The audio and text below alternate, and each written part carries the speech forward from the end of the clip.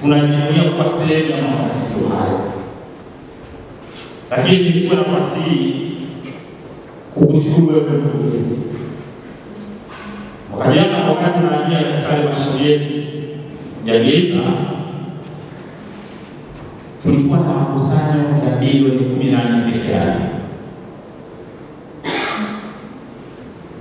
Tulikueleza tukakushauri kwamba kama tukiongeza bidii na ukasimamia vizuri, tuna uhakika wa kuongeza mapato yetu. Ninakupongeza na kukushukuru kwa niaba ya madiwani wenzangu. Kwa mwaka mmoja kutoka kukusanya bilioni 14, leo mwaka huu mpaka tutakapokuwa tunafika mwisho tuna uwezo wa kukusanya bilioni 9, ongezeko la bilioni 5. Sasa unaweza kujiuliza zilikuwa wapi bilioni 5? Kuna vyanzo vipya vya makusanyo? Jibu ni hapana. Vyanzo ni vile.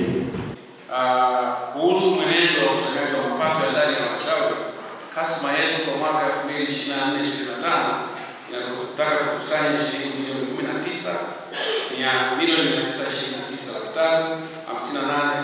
358,871 na senti 50.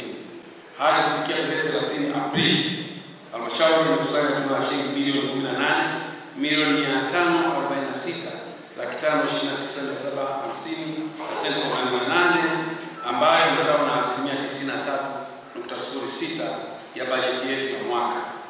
Mheshimiwa Mwenyekiti, fedha nyingi zimeelekezwa katika utekelezaji wa miradi ya maendeleo kama ambavyo imekasimiwa katika bajeti yetu ya mwaka huu. Na haya utekelezaji wa miradi ya maendeleo, halmashauri inatekeleza miradi katika maeneo makubwa matatu.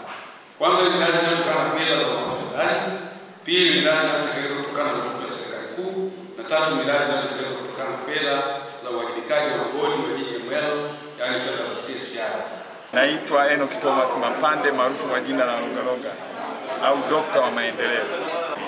Lakini pia tumejenga zahanati 4. Maana kata yangu ina mitaa 6.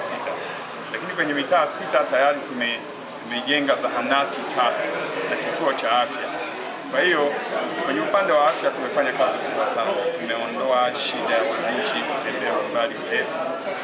Upande wa elimu msingi tumejenga shule ya msingi moja mpya iliyoko eneo la Chanama, lakini pia upande wa miundombinu ya umeme tulipokea nguzo, jumla ya nguzo ni 310 ambayo imesambazwa kwenye mitaa yetu.